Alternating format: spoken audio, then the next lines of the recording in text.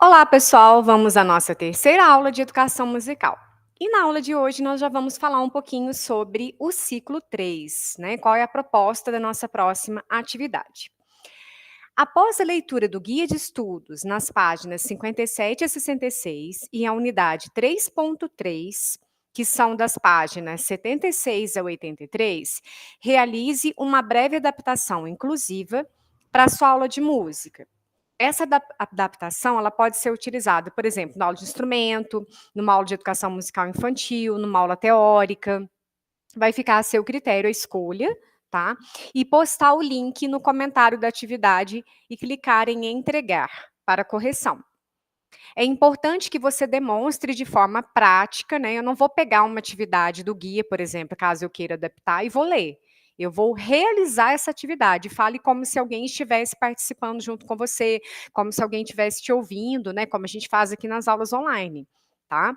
Então, não é para fazer leitura, mas sim mostrar a atividade de uma forma prática. E, se possível, o link, né? O vídeo não passar aí de 7 minutos e meio de duração. Então, vai ter início no dia 1º e entrega até o dia 13. É uma atividade prática e realizada de forma individual. Na gravação, você vai falar quais são os objetivos dessa atividade, a faixa etária que você pode englobar, que pode ser uma idade específica ou a partir de uma idade, por exemplo, a partir de 6 anos, a partir de 12 anos, né? E principalmente o tipo de deficiência que você pode colocar em destaque aí. É claro que, às vezes, uma atividade que pode ser realizada, a gente tem visto isso durante as aulas ao vivo e também nas aulas gravadas, que vai aparecer para vocês, tem dicas, e às vezes uma mesma atividade, ela fica muito bem para um síndrome de Down e assim como também pode ser aplicada para o autismo, tá? Então é claro que você pode também utilizar uma atividade criativa com qualquer pessoa, independente dela ter deficiência ou não. Então, aqui é só para a gente especificar, para ficar claro, né, os nossos estudos referentes aí aos atípicos, né? E não é necessário escrever plano de aula, entregar nada escrito, apenas o link do vídeo de gravação, ok? E no mais abusar da criatividade e qualquer dúvida, claro, eu estou à disposição. Mas vamos a mais algumas dicas? É possível notar que o planejamento, a prática das aulas, elas são construídas com base nas interações diárias entre professores e alunos. E isso em qualquer nível e em qualquer idade, né, gente? Então, se eu estou acompanhando o processo de desenvolvimento de um aluno, por exemplo, no meu instrumento, eu estou levando em conta, em consideração as demandas específicas, eu estou levando em conta o quanto ele está rendendo no instrumento, se a parte técnica está sendo atendida. Então, percebe-se a preocupação quanto à assimilação dos alunos e conteúdos que estariam ligados a questões de desenvolvimento técnico no manuseio do instrumento. Por isso, cabe ressaltar que, mesmo falando em um ensino adaptado às necessidades dos alunos, de acordo com as características particulares, os professores buscam desenvolver as concepções de ensino que estão vinculadas à formação básica no instrumento. Ou seja, está ligada a propostas que seriam mais ergonômicas e ocasionar uma maneira melhor de tocar. Mas isso vale para qualquer pessoa. Se o meu aprendente ele não está respondendo bem a um determinado exercício, a uma afinação de uma nota, ele não está conseguindo compreender a leitura musical, eu vou buscar maneiras diferenciadas para estar atuando com ele. O que, que eu posso fazer para melhorar? O que, que eu posso fazer para que ele consiga compreender melhor, para que fique mais construtivo aquele ensino? Então, no caso dos alunos atípicos, a gente tem que pensar isso de uma forma ainda mais cuidadosa, mais cautelosa. Aqui a gente tem um exemplo de atividades, por exemplo, andar no pulso da música, que vai favorecer o quê? O tônus, o equilíbrio, a consciência temporoespacial, porque como a gente vem discutindo ao longo, né, dessas aulas, às vezes eu recebo uma pessoa por uma indicação médica, por uma indicação de uma pedagoga, e ele precisa muito desenvolver o tônus, o músculo, por exemplo, das mãos, ele está com muita dificuldade, né, na coordenação motora. O que, que eu posso fazer para ajudar? Então, eu posso, por exemplo, utilizar alguns instrumentos de bandinha, alguns artefatos, alguns objetos sonoros, vamos falar assim, que pode ser também objeto do cotidiano, e eu vou colocar aqueles que vai favorecer a busca desse tônus, que vai favorecer esse movimento, das mãos, né, assim como as bolinhas de massagem. O que que eu posso colocar na minha bandinha ou na minha aula, especificamente no trabalho com o ritmo, ou qualquer outro conteúdo musical que pode estar ajudando esse indivíduo? Explorar sons do ambiente. Então, na exploração de sons do ambiente, você tem uma estimulação auditiva, você tem uma concentração, você tem uma questão da memória. E caso isso seja doloroso para o autista, usar o fone de ouvido ao caminhar, dependendo do local e do contexto do qual você quer abarcar essa atividade. Você também pode fazer os jogos de improvisação. O que que eu vou desenvolver, o que que eu vou favorecer com o jogo de improviso? Mesmo que o mais simples possível, como um ecorritmo, por exemplo, um exercício de imitação, repetição. Eu posso desenvolver a criatividade, a expressão, o conceito. Na percussão corporal, eu posso trabalhar um esquema de noção espacial, eu posso trabalhar lateralidade, eu posso trabalhar uma atividade, por exemplo, que o aluno vai ter uma noção espacial, mas ao mesmo tempo ele também vai ter uma questão relativa à concentração auditiva. Então, por exemplo, se eu fizer um caminho, como se fosse um logotipo, né? Acho que chama tipograma, na verdade, tipograma. Eu posso fazer uma adaptação. Você faz a trilha do seu caminho, pode ser com uma fita crepe, um durex, pode ser com um bambolê, vai depender do que você preferir aí. E pode ser até com uma corda, caso você tenha condição, né, de puxar ela e amarrar em locais do qual ela vai ficar esticada e vai trilhar um caminho. E nesse caminho eu vou colocar alguns controvérsias, eu vou colocar alguns empecilhos, né. Então, por exemplo, se você tocar o sininho ou o chocalho do ovinho, o aluno sabe que ele tem que virar para a direita. Se você tocar o cachixi, que é um outro tipo de chocalho, ele tem que caminhar em linha reta. Então, com alguns combinados de legenda auditiva, e os olhos vendados, esse aluno ele vai ser direcionado a chegar até o final dessa trilha. É um jogo também, por exemplo, de não deixa de ser uma questão de exploração sonora, não deixa de ser uma improvisação e também, ao mesmo tempo, tá buscando a acuidade auditiva, tá, que eu lembrei aqui agora do tipograma e é um exercício muito legal que dá para fazer. Você pode também colocar um colega que vai ajudar a direcionar o caminho desse aluno que também vai estar com os olhos vendados, e ele vai ser meio que o guia do outro colega, né. Então, assim, tem várias formas que vocês podem fazer as variantes. Tocar um instrumento, né, tá desenvolvendo, por mais simples que seja uma clava, uma marcação de pulso, você vai desenvolver o tônus, a coordenação motora, a orientação espacial, temporal, esquema corporal, né. O simples fato de segurar o instrumento com a mão esquerda em cima e embaixo, como é o caso da flauta doce, vai trabalhar essa questão da coordenação. Muitos alunos, eles veem espelhado e eles trocam muito a mão ao tocar. Às vezes você está mexendo numa nota grave e ele, lá, por exemplo, na parte de baixo da flauta, e ao invés dele mexer a mão de baixo, às vezes ele mexe a mão de cima, como se ele estivesse visualizando espelhado. Então, tudo isso não deixa de ser um desenvolvimento aí de coordenação motora. Cantar. O que que a parte não só de cantar, mas desde um vocalize simples que eu trabalho na aula de canto, o que que eu vou estar estimulando, né? O aparelho fonador, se de repente aquele aluno tem uma dificuldade muito grande, né, ele está fazendo aula de fonoaudiologia e a fono indicou a aula de música, de educação musical, através dos exercícios de vocalize, eu posso puxar letras específicas, vocábulos específicos que podem ajudar esse aluno com relação a esse trabalho também da fono, que não deixa de ser um trabalho conjunto, afinal de contas a gente vai trabalhar também o processo de respiração, e assim a gente vai montando, né, as nossas aulas, os nossos conteúdos também de acordo com a necessidade da turma, com a necessidade e as especificidades de alguns alunos. Não custa a gente, né, claro que isso demanda um pouquinho de pesquisa também.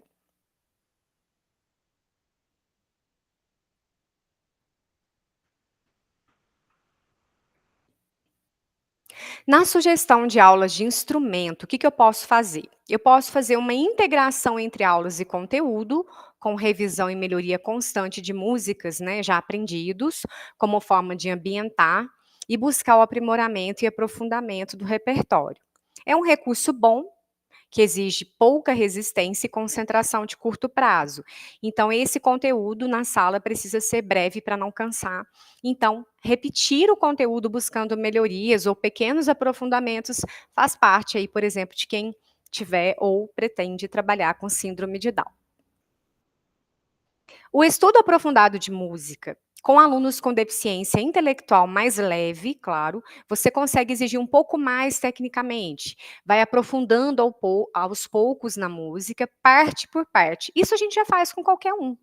Né, você não vai pegar lá uma peça e já vai estudar ela toda, já vai fazer uma leitura à primeira vista da página inteira, não, a gente geralmente trabalha por trechos, né, então você vai selecionar essas partes, principalmente as partes que exigem um pouco mais, esses trechos específicos vão ter um estudo aprofundado e representando então uma busca mais apurada do aprimoramento da música, do aprimoramento técnico do instrumento, mais nuances, e você vai cobrando isso aos poucos. Às vezes uma digitação de uma nota específica, um dedilhado específico aí do violão ou do teclado, e então você vai aprofundando aos poucos.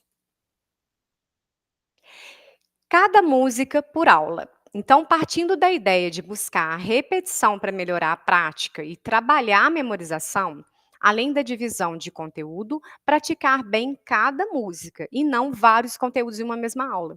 Então, eu não vou pegar lá várias músicas que não estão prontas e trabalhar 3, 4 tipos de música de uma vez, né? Vai aos poucos, trabalha afinação, postura, um dedilhado, um trecho específico, né.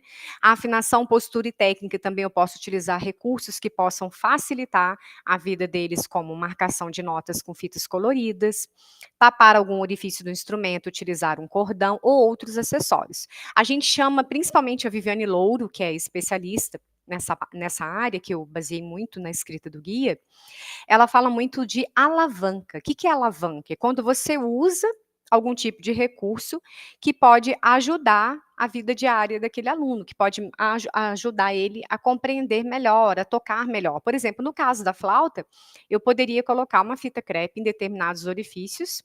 É claro que isso não vai valer por muito tempo, principalmente chegando na nota ré, outras notas que destampam.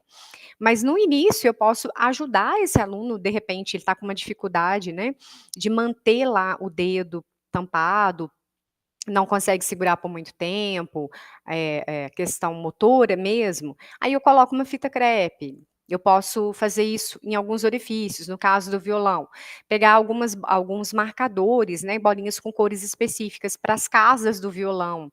O mesmo eu posso usar para o teclado, ou até mesmo para os dedos, colocar algum tipo de fitilho, alguma coisa que possa indicar por cor, quais são a numeração dos dedos, por exemplo, no teclado, usar adesivo, né, uma bolinha colorida. Então, essa questão das cores, ela é muito importante no trabalho com autismo e também com síndrome de Down, mas ela não deixa de ser um acessório rico, para qualquer iniciante. Então, não é só para a questão do aluno atípico. E você pode também usar, às vezes, um pedalzinho, a Viviane fala sobre isso, às vezes colocar um toquinho de madeira, não está alcançando muito o pedal, alguma coisa que você vai usar além, né, que não é convencional, mas não deixa de ser aí um apoio para as suas aulas. A separação de conteúdos também é muito legal, é a realização de exercícios com conteúdos separados, por exemplo, um professor de violino, ele pode propor ao aluno fazer um dedilhado com a mão esquerda, enquanto ele responsabiliza pela mão direita, né, do arco. E junta-se as partes ensinadas. No teclado isso é muito comum, né, o aluno toca com a mão esquerda, o professor toca com a mão direita e vice-versa. Repetição e variabilidade. É o uso de repetições de várias formas. Então, até o aluno mostrar resultados na sala. Na grande maioria dos exercícios propostos, ele pede para que seja repetido, vai mudando as formas de estudar até sentir que teve melhoria. Aí muda para uma outra atividade ou acrescenta algo mais na prática. Então, cada vez que você vai repetir a proposta, você vai sugerir algo diferente. Então, aqui a gente pode trabalhar o que na questão da variabilidade, às vezes o mesmo trecho musical. Eu posso colocar indicações de expressão, piano, crescendo, diminuindo, cantando, solfejando. num determinado, período da aula, eu posso solfejar as notas ao invés de tocar, para depois tocar no instrumento. Então, sem repetir a última nota, agora você sozinho. Sempre chamando atenção para algo que precise melhorar ou corrigir, mas de uma forma que a pessoa não sinta, né, aquela repetição exaustiva. A ideia aqui não é exaustividade, mas sim, eh, conteúdo, né, e amadurecimento musical. As partituras alternativas também são muito utilizadas, né, as partituras pode ser utilizado partituras com as mãos, você vai cantando as notas e mostrando a mão para eles, na frente dos alunos, a sequência dos dedilhados e dos dedos a serem colocados, você pode utilizar o espelho como referência para alguns instrumentos ou para o canto, isso é muito importante. Então ele vai tentando tocar enquanto o professor faz isso. Então essas partituras alternativas, elas são uma forma também, às vezes, do processo de memorização. E isso pode ajudar o aluno a desenvolver mais rápido a música, ao invés de ficar preso apenas na leitura. E é claro que mesmo fazendo tudo isso, a gente tem as dificuldades que são encontradas, né. Então, a dificuldade na coordenação motora, a dissociação das mãos e braços, né, que os professores estudam com eles as mãos dissociadas como forma de melhoria. E isso vale ressaltar que apesar deles terem dificuldade na coordenação física, as melhoras elas acontecem em vários momentos das práticas, embora representada por uma evolução mais lenta e mais sutil. Isso vai depender do tipo de medicamento que toma, do grau, da deficiência, vai depender de uma série de coisas, né, não existe uma legenda específica. Alguns vão apresentar um pouco mais de dificuldade, outros menos. O ritmo, geralmente eles produzem bem as músicas que possuem ritmos que se repetem, ou seja, o trabalho com o ostinato é muito bem-vindo. E possui ritmos parecidos, mas apresentam dificuldade de reprodução rítmica diferenciada, fazendo com que toque música sem muita diferenciação rítmica. Geralmente isso pode ser trabalhado através do solfejo, das palmas. Às vezes você apresenta uma mesma música, quer dizer, uma música diferente, mas com as mesmas figuras rítmicas ou com as mesmas notas e a pessoa apresenta dificuldade, porque ela não está fazendo associação. E isso é muito comum, né. Tem também a questão da falta de resistência. Então, essa questão da falta de resistência, fala assim: "Nossa, como que eu vou saber?". É só conhecendo ali o dia a dia do estudante. A falta de resistência física, ela vai refletir numa certa inquietação, num cansaço em relação ao esforço físico ao tocar. Mas não é possível saber se não conseguiram ou se não queriam fazer aquele trecho ou aquela música, né.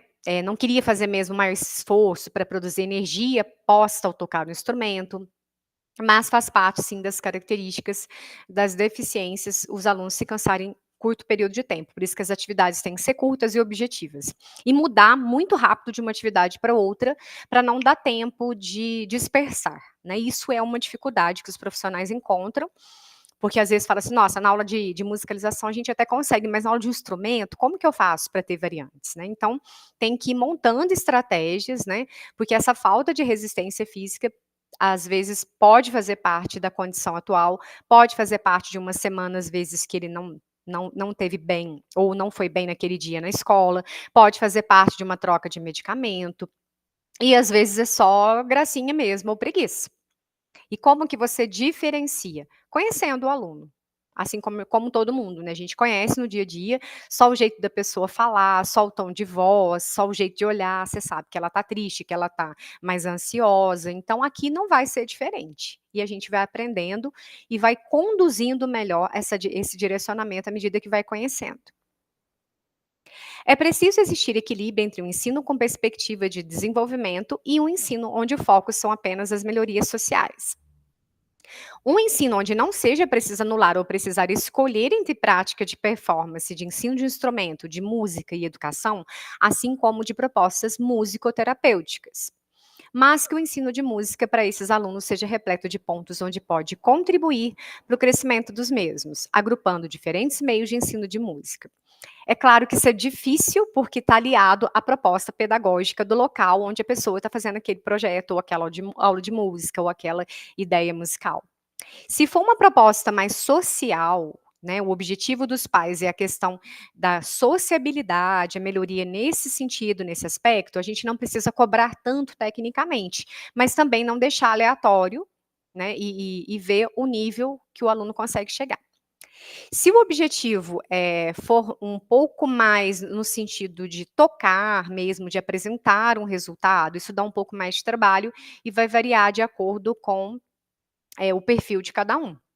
Alguns vão desenvolver um pouco mais e outros um pouco menos. Não é porque é autista que todo mundo vai desenvolver igual. Não é porque é síndrome de Down que vai ser tudo igual. Não existe isso. Cada ser vai, responder de uma forma diferente. E a questão do ensino da proposta musicoterapêutica é o uso da música como uma terapia, assim como a gente tem outras funções terapêuticas, e esse é um pouco mais difícil, geralmente é mais desenvolvido por musicoterapeuta, mas se você quiser fazer uma educação musical terapêutica, isso também pode funcionar desde que seja uma escola particular, desde que seja uma ONG, desde que seja um projeto particular seu. No caso de escola, regular ou não, ou especializada de música, geralmente a gente tem um projeto pedagógico para seguir, um plano de curso, e isso fica um pouquinho mais difícil, mas a gente vai fazer as devidas adaptações aí, através dos PDIs, né. E vou falar um pouquinho também sobre a numerofonia, já que a gente falou da importância das cores, né. Os números são paradigmas já assimilados por qualquer pessoa semi-alfabetizada, evitando que tenha que, além de aprender música, assimilar um sistema complexo de codificação musical. Essa questão das cores, gente, foi feita uma pesquisa, tá, depois eu vou postar a tese completa para quem tiver interesse, e cada nota tem uma cor específica de acordo com o espectro de cores, isso foi comprovado cientificamente, acho que vocês sabem disso, né, que cada cor tem uma representação específica. Só que tem algumas coisas que são, específicas desse trabalho, então na numerofonia não tem clave, não tem armadura, ela é muito bem-vinda para uma iniciação musical. Então a pessoa iniciou na música, independente da idade, é muito legal o trabalho, mas ela não pode persistir por muito tempo. Por quê? Porque ela tem algumas, eh, objeções, né, na leitura musical. Então, por exemplo, os números 1 e 2 posicionados na parte superior e inferior de um número qualquer, representam oitavas, então a gente pode fazer oitava acima e oitava abaixo. Na numerofonia, as durações elas são indicadas pelos números. Então, por exemplo, uma semínima, ela é o número 1, a mínima, ela é o número 2. Lembrando que a gente não tem unidade de compasso, unidade de tempo. Uma mínima pontuada, que são 3 tempos, pensando sempre, é claro, na iniciação como uma semínima valendo um tempo, tá, gente? Então, a mínima pontuada é o número 3. A semibreve, ela é o número 4. Aqui a gente não está falando de quadro de valores de figura, mas sim da representação de tempo, tá? Então, aqui tem um exemplo na tela de notas e tempos, o dó grave, né, semínima, 1, mínima, 2, mínima pontuada, 3. O número representa o tempo. Agora as notas com sustenidos ou bemóis em numerofonia. Então, por exemplo, o número 1, o número o dó sustenido é laranja, o ré é o amarelo. Por que que tá 1, 1, 2? Tempo, semínima, semínima, mínima, tá? O ré bemol também observem que é laranja, ou seja, é difícil para o aluno identificar, né, no caso de escala, se é sustenido ou bemol, porque a indicação de cor é a mesma. Por isso que nós estamos falando que é mais para iniciação. Qual que é a vantagem, né? A numerofonia ela tem se mostrado eficiente no trabalho de crianças a partir de 3 anos, eles já conseguem identificar algumas questões musicais, e adultos e pessoas com necessidades especiais, aliás, com atípicos, né, a gente não usa esse termo, permitindo a eles aprender a compor e executar diversas peças por trabalhar com números e cores, esse sistema é assimilado por qualquer pessoa semi-alfabetizada. Qual que é a desvantagem? Em questão das limitações, né, então, não é acessível a pessoas com deficiência visual, a menos que você passe isso para o braille. A análise técnica tradicional é dificultada, já que a numerofonia não distingue, por exemplo, lá bemol de sol sustenido, e a partitura numerofônica não possui armadura de clave que determina tonalidades. Como a gente viu, né, então tem as vantagens e desvantagens. Posso trabalhar o material? Claro, vocês podem trabalhar e adaptar da forma que vocês acharem para uma iniciação musical, é muito bem-vindo. Então esse trabalho foi tirado dessa musicografia Lima, tá, eu vou postar para vocês quem tiver interesse. Ó, foi tirado algumas páginas, mas aqui tem completo, inclusive as vantagens e desvantagens, eh, Tem no início ela fala um pouquinho sobre o Braille, Musibraille, é bem interessante, tá, se você gostou da numerofonia e quiser alguma dica, eu sugiro que você leia a tese completa, aqui eu fiz alguns recortes apenas. E uma outra atividade que é super fácil de fazer e eles gostam muito, a gente chama de saco surpresa, né. É para estimular a deficiência intelectual através de atividades musicais. Então, você pode colocar ali, a gente está pensando aqui em criança, tá, na educação infantil, mas dá para fazer com adulto também. Você vai colocar vários objetos, né, então, por exemplo, pensando na educação infantil, você pode colocar aranha, sapo, pato, flor, e após a retirada nesse saco surpresa de um objeto, o aluno tem que cantar um trecho de uma música que fala daquele objeto. Então, por exemplo, eu estou trabalhando lá, a Dona Aranha, o Sapo não lava o pé, dando um exemplo, né, eu estou trabalhando algumas cantigas com eles. Então, à medida que vai retirando esses objetos, eles vão cantando, às vezes trechos mesmo, pequenos trechos da música, de acordo com, aqueles objetos que foram retirados, né. Você pode dificultar ainda mais um pouco a atividade numa aula posterior, ou tipo, a pessoa tem que cantar um trecho da letra, se ela errar, ela tem que escolher alguém, não sei, para tirar o próximo objeto surpresa, e aí você pode ir colocando variantes também. Ou tipo, usar um dado, seria interessante também dificultar um pouquinho. Além de tirar o objeto e pensar numa música, você tira um dado, e esse dado pode ter um dado de expressividade, por exemplo, ele pode ter forte, fraco, agudo, grave, então a pessoa tem que cantar aquele trecho musical no grave, ele tem que cantar aquele trecho musical no agudo, então você pode, além de trabalhar conteúdos musicais também, a memorização de letras, a parte também de improvisação e enfim, é só alguma das dicas aí para quem ficar meio perdido aí com relação ao trabalho e o processo inclusivo, ok? Bom, pessoal, ainda tem as aulas gravadas, as atividades do estúdio, né, onde eu utilizei algumas dicas também. A aula passada a gente falou um pouquinho, hoje também, para ajudar vocês aí. Espero que, para quem nunca trabalhou ou pretende trabalhar com os alunos atípicos, que tenha dado para ter uma pontinha aí de interesse e de pesquisa no assunto, ok? No mais, eu desejo a todos uma ótima atividade e até a próxima.